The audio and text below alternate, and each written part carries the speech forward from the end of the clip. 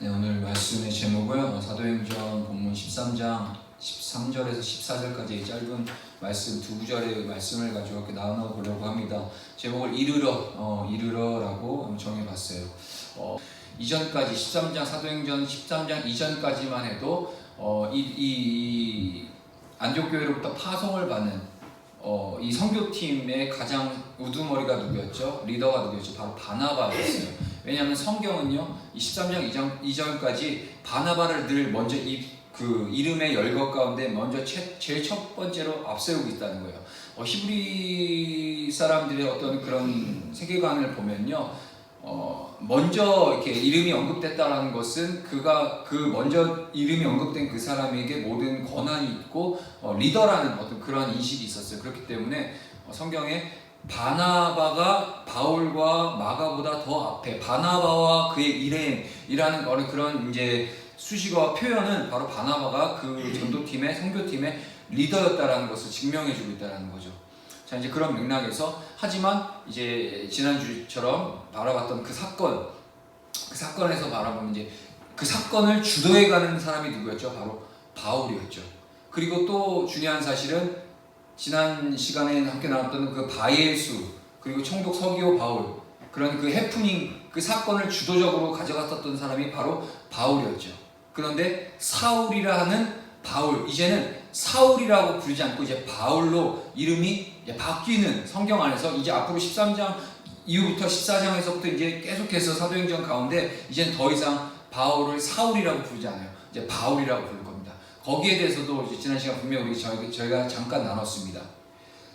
이전에 이스라엘의 영광을 맛봤던 인간적인 그런 관점에서요, 초대왕이었던 사울, 그 사울의 이름을 딴 표현이 바로 오늘 이 바울이 사울이라는 이름의 그런 근거라고 이제 제가 말씀을 드렸고요. 하지만 그 로마식 이름인 바울로 이제 칭해져서 성경이 이제는 그 사울을 더 이상 사울이라고 부르지 않고, 히브리식 이름이 사울이라고 부르지 않고 로마식 이름인 바울이라는 이름을 부르고 이제 나아가는 거에 대해서는 의미가 바로 그 바울이라는 이름의 어근이 되는 파우라는 그 헬라어 단어의 의미가 바로 뭐죠? 작다 라는 뜻이었어요. 이제는 더 이상 사도 바울은 이제 이전에 그 히브리의 그 부모로부터 물려받은 사울이라는 이름, 너는 이제 태어나서 마치 이스라엘의 초대 왕인 사울과 같이 위대한 자가 되라 라고 해서 큰 포부를 갖고, 히브리 그런 유대인으로서 큰 포부를 갖고 자기의 어떤 기득권과 자신의 어떤 자랑과 이름이 유명세와 이런 그런 큰 포부를 갖고 살아왔던 사울이 이제는 더 이상 하나님의 은혜와 성령의 충만함을 알미하며 더 이상 자신을 드러내는 사람이 아니라 파우오, 곧 작은 자로서, 하나님 앞에 지극히 연약한 작은 자로서 그저 도구의 삶을 살아가겠다, 하나님의 영광만을 나타내고 이제 자신의 영광이 아니라 하나님의 영광을 위해서 살아가기로 작정했다는 어떤 의지적인 그런 이제 표현이 담겨 있는 그런 의미가 전 있다라고 생각을 합니다. 자, 그러한 이제 지난 이제 사건을 돌아보면서 오늘요, 본문에서 짧은 두 구절이지만 이제 다시 한번 제가 읽어볼게요. 바울과 및 동행하는 사람들이 바보에서 배 타고 밤빌리아에 있는 버가에 이르니 요한은 그들에게서 떠나 예루살렘으로 돌아가고 그들은 버가에서 더 나아가 비시디아 안디옥에 이르러 안식일의 회당에 들어가 앉으니라. 이제는 13절에 뭐라고 나오죠? 바울과 및 동행하는 사람. 이제 분명하게 이 선교팀의 주도권을 누가 갖고 있는지 이제 더 이상 바나바가 아니에요. 바울과 동행하는 사람이라고 얘기합니다. 이 안에는 뭐 당연히 바나바도 있고요, 요한, 그리고 요한이라 하는 이제 마가도 있는 거죠. 근데요, 이 밤빌리아, 바보에서 배를 타고 밤빌리아에 있는 버가에 이르렀어요. 근데 이 버가에서 어떤 사건이 생겼어요. 뭐죠? 바로 이 요한, 곧 마가죠. 이 요한이 떠나게 돼요. 이 선교팀을 떠나게 돼요. 자, 이 마가가, 이제는 제가 좀 편하게 부를 거예요. 요한이라기보다는 마가가 저희는 익숙해요. 마가복음도 저자했었던 기록자가 바로 이 요한이라고 하는 마가이기 때문에 저는 마가라고 이렇게 칭하겠습니다. 이 마가가요, 왜 여기 버가에서 자기 그 주어진 책임을 다 내팽겨치고 이 무단으로 이 선교팀을 이탈했는지에 대해서는요, 여러 가지 견해들이 있어요. 이미 제가 이전에 말씀드린 것처럼요, 성경에 나타난 것처럼 마가는요 누구의 사촌 동생이었죠? 바로 바나바의 사촌이었어요.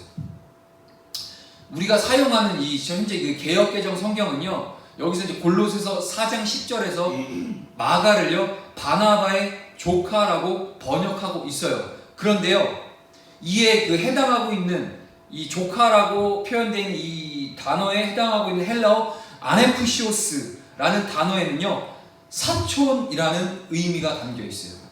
그러니까 엄밀히 개역개정이 조카라고 번역되어 있지만 여기 원래 원어 아네푸시오스라는 이 단어에는 사촌이라는 의미를 담겨 있다라는 거예요. 자, 바울과 바나바 그리고 이 마가로 구성된 이 전도팀이요, 안디옥을 출발할 때 우두머리는 누구였죠? 분명히 안디옥 교회 당시에 담임 목사 목회자였던 바로 바나바. 이 바나바가 누구죠? 바로 마가의 사촌형이었다는 거죠. 그런데요, 이 전도 여행 도중에 바울이요, 우리 지난 시간 나눠봤지만 전도 여행 도중에 바울이 이 바나바를 제치고 새로운 우두머리로 부상한 데에 대해서 바나바의 사촌 동생인 이 마가가 거기에 대한 불만을 품고 중도 하차해 버렸다는 견해가 있어요. 참 보면은 우리는 이미 다 마가가 누구고, 마가가 이 사복음서의 그 중요한 하나가 된 마가복음을 썼기 때문에 위대한 또 다른 하나님의 제자, 그리스도의 제자이자 또 멋진 하나님의 사람으로서의 그런 위대함을 우리가 먼저 전제하고 보고 있지만, 이 당시에 이 사도행전의 이 상황을 기록되어 있을 때 이 마가의 연약함을 분명히 드러내고 있는 상황이라는 거예요.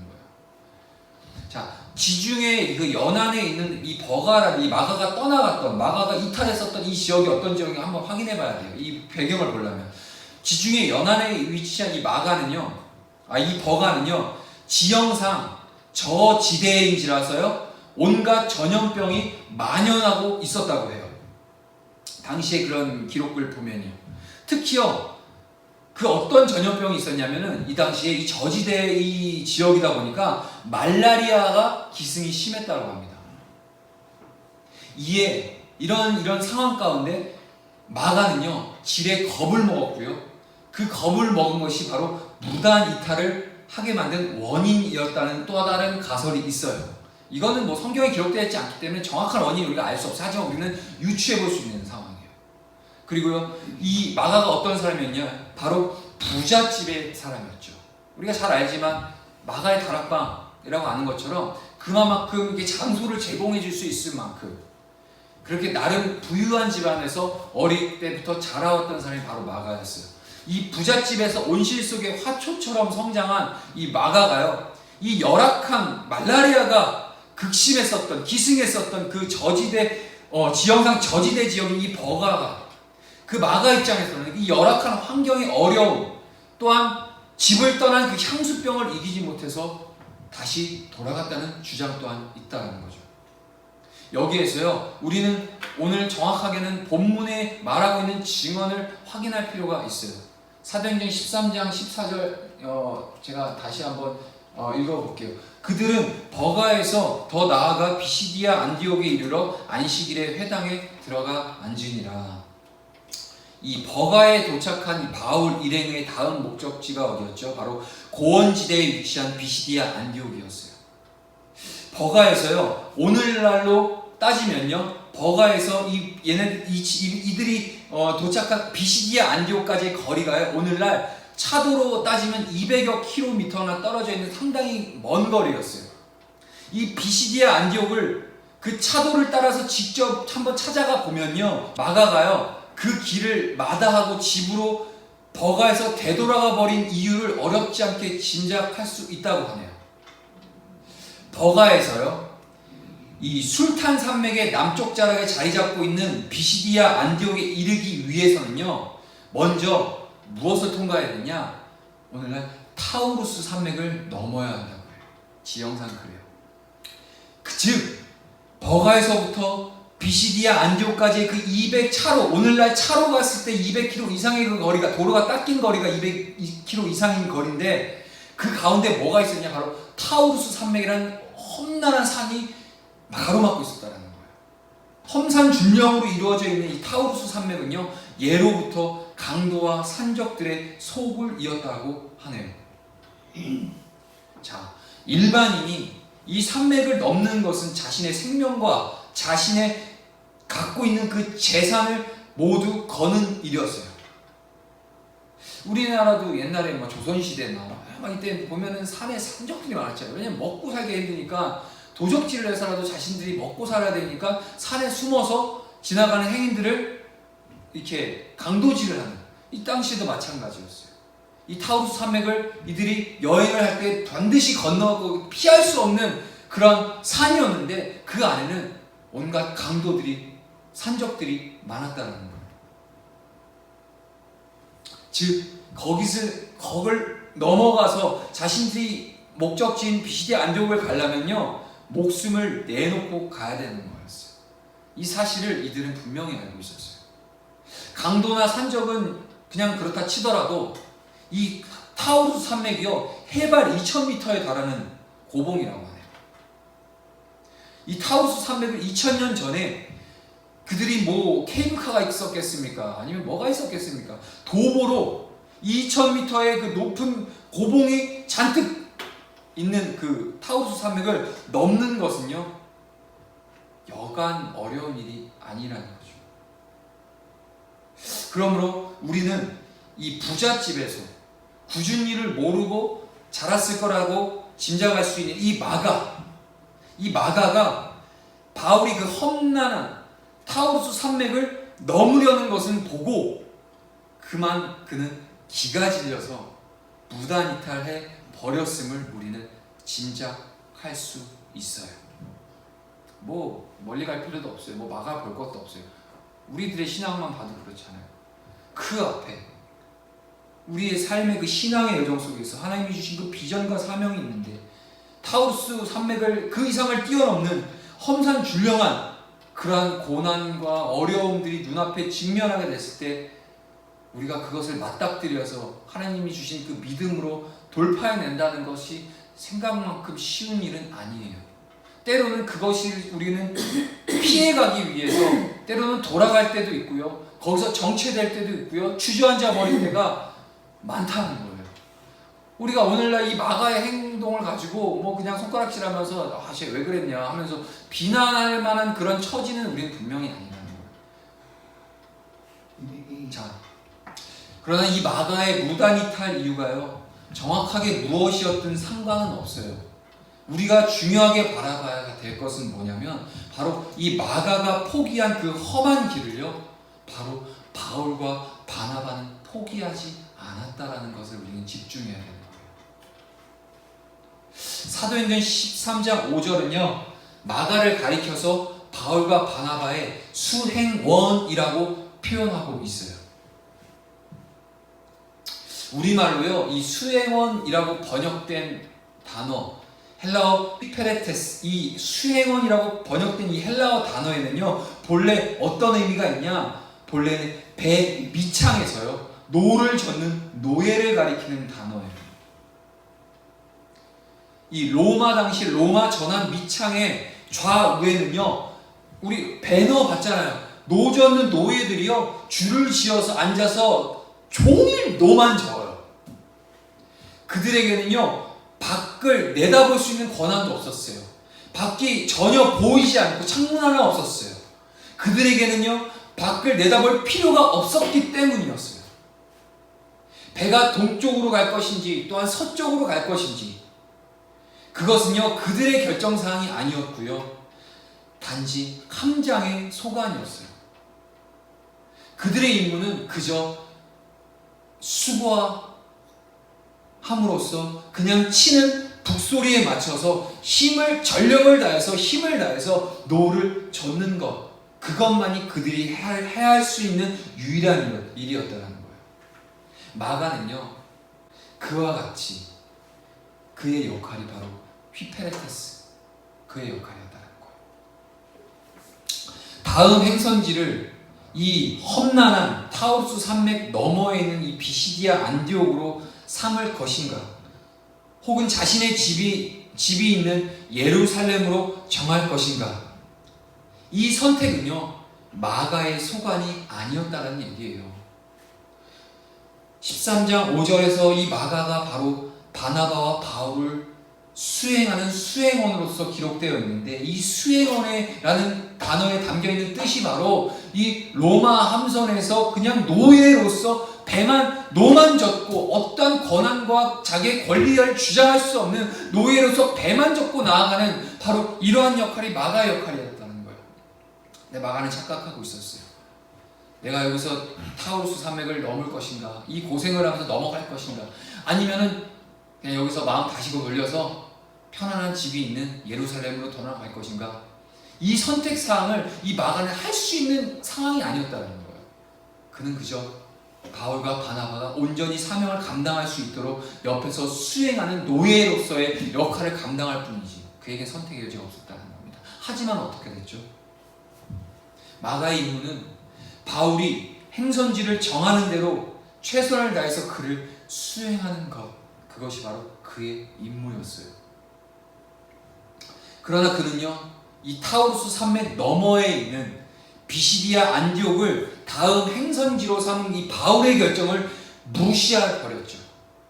그리고 무시한 채 예루살렘으로 발길을 되돌려서 떠나가 버리고 말았습니다. 눈앞을 가로막고 있는 이 타우루스 산맥의 위용에 압도되어서 자신이 휘페레테스임을 망각해버리고 말았던 거죠. 그것은요, 마가가 자신을 이 휘페레테스로 부르시고 또 자신과 함께하고 계시는 그 하나님을 망각했다는 것을 의미하고 있어요. 하나님의 부르심, 자신이 어떠한 소명이 있고 자신에게 주어진 이 사명의 자리가 얼마만큼 중요한 것인지 이 순간적으로 이 마가는요, 눈앞에 놓여있는 그 험산줄령한 그 산맥 앞에서 주저앉고 말았다는 거죠. 그러므로 아무리 하나님을 믿는 사람이라고 할지라도요, 이 하나님께서 언제나 늘 항상 자신과 함께하고 계심을 깨닫고 있지 못한 사람은요, 이러한 상황, 어떤 상황에서든 그 하나님의 신실한 휘페레테스로 사는 것은 불가능하다는 사실을 오늘 본문, 이 짧은 본문이 마가가 입증해주고 있다는 거예요.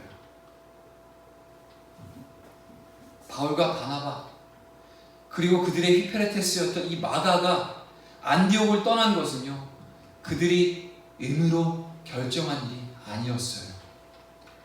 사도행전 13장 2절 3절 돌아가서 한번 제가 읽어보도록 하겠습니다.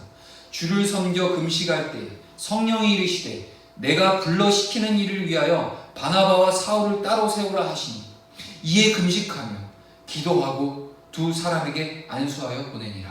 아멘.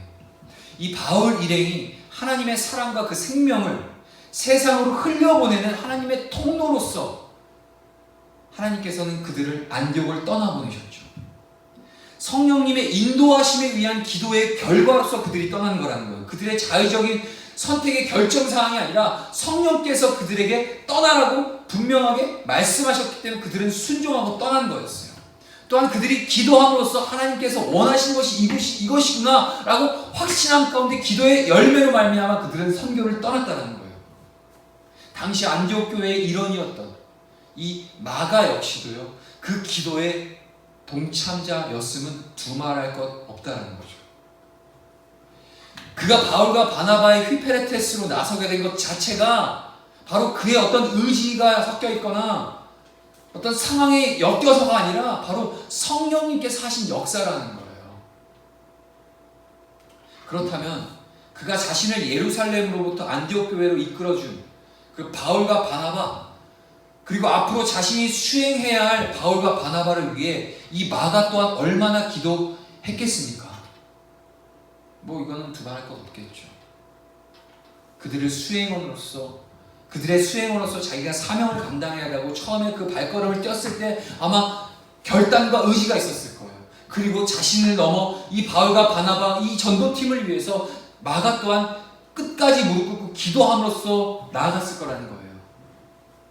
자신이 그들을 수행하는, 이 마가 자신이 그들을 수행하는 휘페레테스의 역할을 하나님, 저 잘 감당할 수 있게끔 도와주세요 라고 하나님 앞에 간구했을 거예요.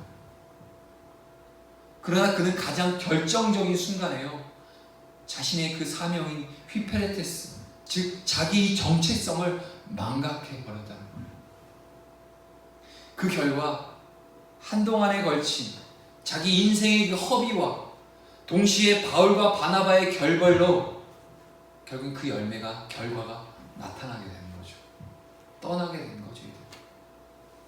만약에 이 마가가 자신이 이 휘페레테스임을 순간에 망각하지 않았던들 자기 자신과 그 타인을 동시에 해치는 어리석음을 범하지는 않았을 거라는 거예요.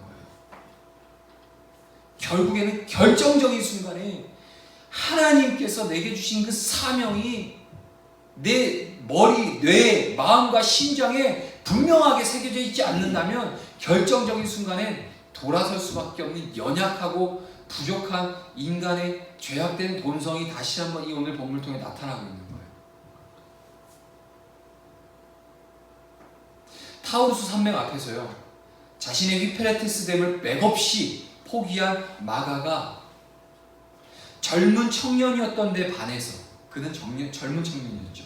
그에 반해서 당시에 바울은 이미 40대를 넘어가고 있었어요.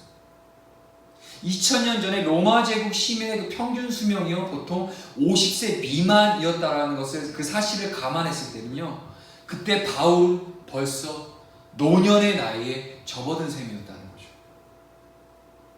청년 마가가 포기한 그 눈앞에 보이는 타우루스 산맥,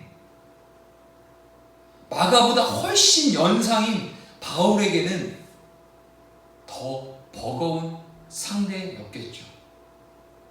마가보다 더 빨리 포기해야 할 장애물이었으면 분명히 바울이 훨씬 더 빨리 포기했어야 되는 것이 상식이었을 거예요. 그렇지만 청년 마가가 이 외면한 그 타우루스 산맥을요, 바울은 바나바와 함께 조금도 망설임 없이 끝까지 포기하지 않고 넘었다는 사실을 우리는 눈여겨봐야 되는 거예요. 바울에게 그것이 가능할 수 있었던 것이 뭘까요? 그는요, 이 타우루스 산맥의 위험 앞에서도 자신이 주님의 그 휘페레테스임을 절대로 잊지 않았기 때문에 바울이 가능했다는 거예요. 마가는 이 바울과 바나바의 휘페레테스였을지 모르지만 사도 바울은 하나님의 휘페레테스였다라는 자신의 사명을 분명하게 깨닫고 알고 새겨놓고 있었다는 거예요. 말년의 바울은요, 우리가 잘 아는 사건입니다. 아그리빠 왕 앞에 섰을 때 다메섹 도상에서 예수께서 자신을 부르셨던 그 주님의 말씀을 아그리빠 왕에게 다음과 같이 진술하고 있어요. 사도행전 26장 16절을 제가 한번 읽어볼게요. 일어나 너의 발로 서라. 내가 내게 나타난 것은 곧 내가 나를 본 일과 장차 내가 내게 나타날 일에 너로 종과 증인을 삼으려 함이니. 예수님께서 바울에게 이렇게 얘기하셨던 거예요. 그것을 이 바울의 말로 아그리빠 왕에게 이 사도행전 26장 16절 통하여서 얘기하고 있죠. 주님께서 다메섹 도상에서 바울을 부르실 때 그는 의인이거나 성자가 아니었어요. 그는요, 어떤 사람이었죠? 자주 우리가 계속해서 확인해 봤지만 교회를 짓밟고 주님께 그냥 대놓고 대적하던 폭도였어요, 바울은요. 그럼에도요, 우리 주님께서는 그를 부르신 것은 그를 바로 당신의 종으로 삼으시기 위함이었어요. 이 본문 26장 16절, 여기에서 우리가 우리말 종으로 번역된 헬라어 단어가 바로 휘페레테스라는 사실이에요. 이때부터 바울은 주님의 휘페레테스인 자신의 그 정체성을요, 일평생 잊지 않고 살아갔어요. 이것이 바로 그가 고린도전서 4장 1절에서 2절을 통해서 다음과 같이 증언하는 이유가 되고 있어요. 읽어볼게요. 사람이 마땅히 우리를 그리스도의 일꾼이요 하나님의 비밀을 맡은 자로 여길지어다. 그리고 맡은 자들에게 구할 것은 충성이니라. 아멘. 바울은 자신을 주님의 일꾼이라고 고백합니다. 그런데요, 일꾼이라 단어가요, 원문에는 역시 동일한 휘페레테스로 기록되고 있어요. 바울은 다른 사람들이 그를 마땅히 주님의 휘페레테스로 인정할 정도로요, 자신의 그 휘페레테스 됨을 충실하였기 때문에 주님의 휘페레테스인 그가 주님을 위해 할 수 있는 것은 뭐였죠? 바로 오직 충성뿐이었다라는 사실이에요. 자신의 정체성이 무엇인지 분명히 알고 있었다는 겁니다. 로마 전함의 휘페레테스들이 함장이 지시하는 곳으로 향하기 위해서요, 오직 노 젓는 일에 충성을 다하는 것과 같은 거예요. 그렇기에 이 타우루스 산맥이 아무리 높고 험하고 험한들 그것이 바울의 앞길을 가로막는 장애물이 될 수는 없었어요. 타우루스 산맥이 높고 험하다는 그 이유 하나만으로, 그 눈에 보이는 가시적인 이유 하나만으로 이 젊은 마가처럼 주님의 휘페레테스인 자신의 정체성을 망각하고 되돌아서는 것은요, 바울에게는, 자신에게 있어서는 절대로 용납될 수 없는 일이었다는 겁니다. 주님께서 자신을 그 타우루스 산맥을 넘어서 그 너머에 뭐가 있죠? 바로 주님께서 명하신 목적지 비시디아 안디옥이 있었죠. 그 비시디아 안디옥으로 인도하시는 분이 누구죠? 바로 하나님이라는 사실을 사도 바울은 분명히 알고 있었어요. 그 사실을 분명히 알고 있었기 때문에 설령 그 앞에 어떤 환란이 기다리고 있다고 할지라도 바울에게는요, 오직 주님의 사랑과 또한 그 생명을 주님께서 원하시는 곳으로 전달하고 흘려보내기 위한 사명을 위해서 뚫고 나가는 오직 충성만이 그 앞에 있었을 뿐이에요. 그래서 그는 다메섹 도상에서 그 주님의 부르심을 입은 이후에 마가처럼 가장 결정적인 순간에 주님의 뜻을 외면하고 돌아서는 잘못이나 어리석음을 범한 적이 없다라는 것을 오늘 우리는 말씀을 통해서 알고 있죠. 바울은 마가처럼 그렇게 자신의 생각대로, 자신의 어떤 그런 판단대로 살아가는 사람은 아니었어요. 물론 예수 그리스도를 다메섹에서 만나기 이전까지는 분명히 자기중심적으로 살아갔었죠. 아무리 하나님을 믿고 살아갔지만, 하지만 그렇지 않아요. 예수 그리스도를 직면하고 완전히 주님의 은혜로 말미암아 사로잡힌 그 순간 이후에 노년, 바로 바울이 순교를 당하는 그 순간까지 하나님의 뜻과 부르심 앞에 숙명적으로, 아니 부르심 앞에 모든 것을 내어 사명을 감당하는 그런 위대한 하나님의 사도로서의 우리는 증언된 기록을 봐서 알고 있죠. 마가랑은 또 다른 차원이 다르죠. 그것은 바울이 자신을 당신의 휘페레테스로 불러주신 그 하나님께서 어떤 상황 속에서든 자신과 함께 임마누엘로 함께 하실 것이라는 분명한 진리의 말씀을 믿고 있었기 때문에 가능한 겁니다. 그렇지 않고서는요, 그가 주님을 위해 참수형을 당해야 하는 그 죽음의 상황마저 기꺼이 받아들일 수는 없었을 거라는 거예요. 작은 연약한 고통 하나, 정말 작은 상처 하나에도 아파서 힘들어하는 우리 연약한 존재들이 우리인데, 참수형을 당할 수밖에 없는 그 현장 앞에서 담대하게 그 아그리빠 앞에서 그리스도 예수를 증명하고 증언하고 언제라도 목이 당장 달아나갈 수밖에 없는 상황 앞에서도 담대하게 주의 복음을 증거하는 이 바울의 이 믿음과 신앙은 바로 어디서부터 근거되냐? 바로 자신의 사명이 무엇인지 분명히 알고 있었던, 자신은 주님의 휘페레테스로 부름받은 자라는 사명 앞에서 그것들을 능히 넘어설 수 있는 그런 배경이 되었다는 겁니다. 만약 마가가요, 오늘 이 본문 속에서, 오늘의 그 본문 속에서 그의 어리석게도 집으로 되돌아가지 않고 바울이 이 세상을 떠나기까지 바울을 수행하는 휘페레테스의 사명에 충실하였다고 한다면 과연 이 마가는 어떻게 되었을까요? 한번 유추해보고 생각해볼게요. 두말할 것도 없이 이 마가가요, 사도행전을 기록하는 영광을 입었을 거라는 이 세상에서 자신이 쓴 글이 하나님의 말씀이 되어서 영원한 성경이 되는 것보다 인간에게 더 큰 영광이 어디에 있을 수 있겠냐는 거죠. 바울의 수행원으로서, 그런 마가가 그들을 버리고 떠나지 않았다면, 마가는요 끝까지 수행할 자신에게 주신 사명을 감당했다면, 바울과 바나바 그가 함께한 그 동역자이자 전도자이자 선교자로서 그 사도행전의 모든 상황들을 분명히 직면할 수도 있었고요, 경험할 수 있었고요. 그로 인해서 하나님께서는 사도행전의 그 저자를 누가가 아닌 마가로 하나님께서 은혜를 베풀어 주셨을 거라는 생각을 한번 해봤어요. 제가 충분히 가능성 있지 않아요? 자, 예루살렘에 있는 마가의 집은요, 예수님의 승천 이후에 초대교회 교인들이 기도하던 곳이었어요. 오순절에 성령님께서 강림하신 곳이 바로 그의 집이었죠. 초대교회 그리고 사도행전의 역사가 바로 그 집에서 시작된 거예요. 어떤지? 바로 마가 자기 집에서 그 하나님의 놀라운 역사가 시작된 거예요. 마가는요 자신의 집에서 일어난 그 모든 일을요 자신의 눈으로 처음부터 끝까지 목격한 사람이었어요.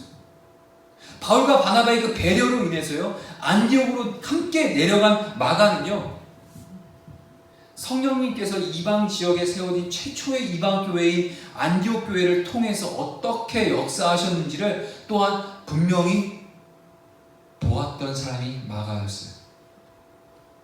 그 자신이 하나님의 사랑과 생명을 세상으로 흘려보내는 휘페레테스로 선택되었고, 첫 번째 전도지였던 구브로 섬에서 바울과 바나바를 통해 어떤 생명의 역사가 일어났는지를 옆에서 똑똑히 목격한 증인 또한 바로 마가였어요. 지난주 바예수 사건 있잖아요. 만약에 마가가 자신의 그 휘페레테스 됨을 망각하지 않았다면 사도행전을 기록하기에 마가보다 더 좋은 조건을 갖춘 사람은 없었을 것입니다. 그러나 버가에서 무다니타라는 이 어리석음을 범한 마가는요 세월이 흐른 뒤에 사복음서 중에서 이 마가복음만 기록할 수 있었을 뿐이었어요. 사도행전을 기록하는 영광은 마가보다 훨씬 뒤에 바울과 합류한 바로 누가에게 그 영광이 돌아가게 되죠. 이 사명도 이게 결국에는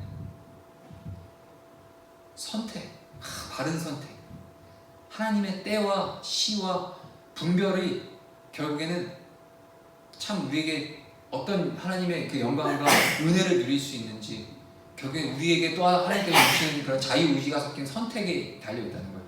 오늘 내가 너에게 준 그 사명을 기꺼이 바울처럼 수행하며 나아갈 것이냐, 아니면 마가처럼 너의 앞에 직면되어 있는 이 사명의 기로 앞에 마가처럼 뒤돌아서 역행해서 시간의 흐름이 흘러서 결국에는 거의 이렇게 모냥 빠지게 끌려가다시피 가서 이렇게 하나님은 반드시 이루시니까, 하실 일을 이루시니까, 하지만 때의 문제라는 거죠. 마치 요나처럼.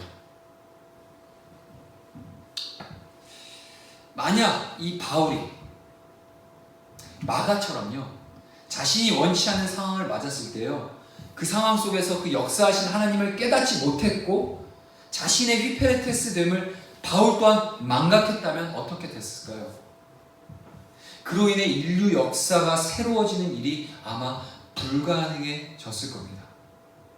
또한 바울 한 사람이 이 신약 성경의 4분의 1이 넘게 기록하는 영광은요 더더욱 누리지 못했을 거죠. 이제 정리를 좀 하고 마무리를 하려고 해요. 우리는 오늘 이 나눠져 있는 이 본문, 오늘 함께 나눈 이 본문과 이 안에 담겨있는 수많은 하나님께 주신 이 메시지를 통해서, 이 상황들을 통해서, 이상과 같은 이 사실을 통해서 귀중한 교훈을 우리에게 주고 있어요.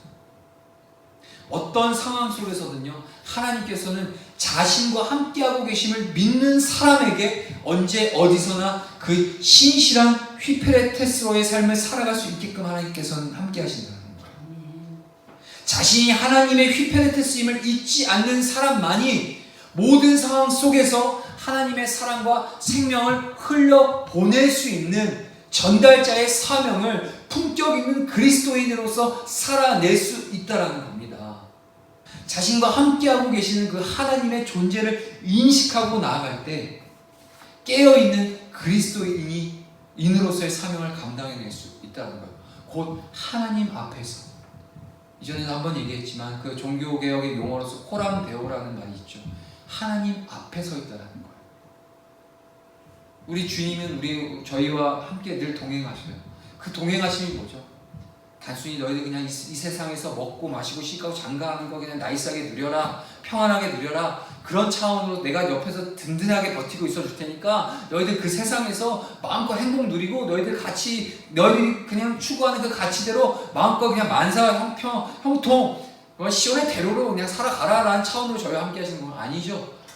하나님의 나라, 하나님의 뜻, 또한 하나님의 비전과 사명을 우리 연약한 하나님이 안 계시면 우리는 그냥 도저히 답이 안 나오는 연약하다 못해 존재가 죄악된 그런 존재로서 살아갈 수밖에 없는 자들이지만 하나님이 저희와 함께하고 계실 때 바로 우리에게 그 하나님의 능력으로 말미암아 하나님이 행하실 일들을 우리를 통하여서 이뤄가실 것이기 때문에 주님께서 우리와 함께 하시는 거죠.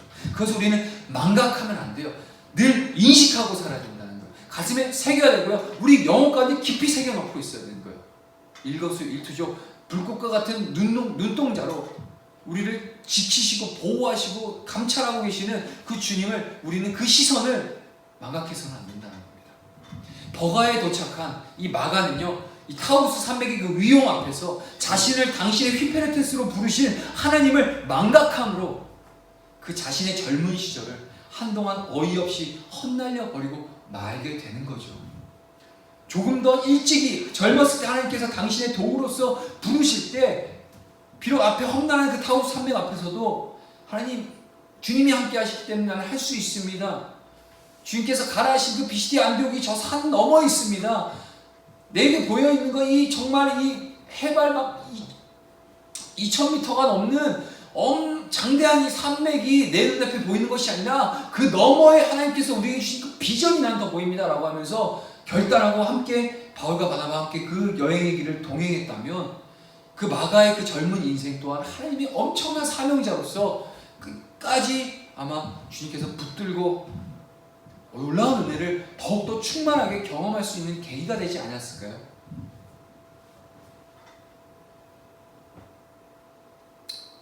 바울은 반면에요, 참수형을 당해야 하는 그 죽음의 상황 속에서도 자신을 당신의 휘페레테스로 부르신 하나님에 대한 깨어있음으로 말미암아 그가 비록 육체적으로는 참수형을 당했을 망정 그 자신의 삶을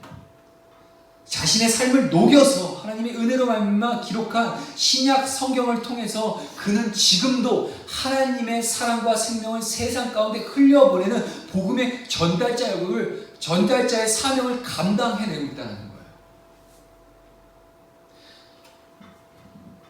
마무리하겠습니다. 성숙한 믿음도, 이 신실한 휘페레테스의 삶도요, 하나님의 사랑과 생명을 세상으로 흘려보내는 그리스도인의 품격도 모두 이 모든 것들이 자신과 함께하고 계시는 임마누엘, 즉 하나님에 대한 깨어있음으로부터 말미암는다는 사실을 우리는 분명히 알 수 있습니다. 언제나 자신과 함께하고 계시는 하나님, 어제도 계시고 오늘도 계시고 나중에도 계시고 영원하시고 완전하신 그 하나님이 저와 여러분들의 삶 속에 함께하게 계시고 각자에게 주신 비전 또한 사명, 우리 부르심, 하나님께서 우리를 택하여 부르심, 하나님께서 부르심에 대해서 절대 한순간 1분 1초도 하나님께서는 후회하심이 없으신 분이세요. 그러한 주님께서 저와 여러분들에게 오늘도 이 짧은 본문의 메시지를 통해서 다시 한번 우리에게 각인시켜주고 계십니다. 때로는 아무도 없는 것 같고 아무도 바라봐 주지 않는 것 같고 내 주변엔 아무도 내게 주신 사명을 인정하지 않는 것처럼 느껴질 수 있더라도 우리 주님께서는요, 묵묵히 내게 주신 그 사명을, 그 험난한 타우스의 산맥을 바라보는 것이 아니라 그 산맥 너머에 주신 하나님께서 나에게 주신 소명 그 비전, 하나님의 그 꿈과 계획, 하나님의 행하신 그 놀라운 그 은혜를 넘어 바라볼 때 우리는 오늘도 하나님과 임마누엘의 동행하는 삶을, 감사와 감격의 삶을 살아낼 수 있을 거라는 확신 속에서 오늘 말씀을 마무리하도록 하겠습니다. 함께 기도하도록 하겠습니다.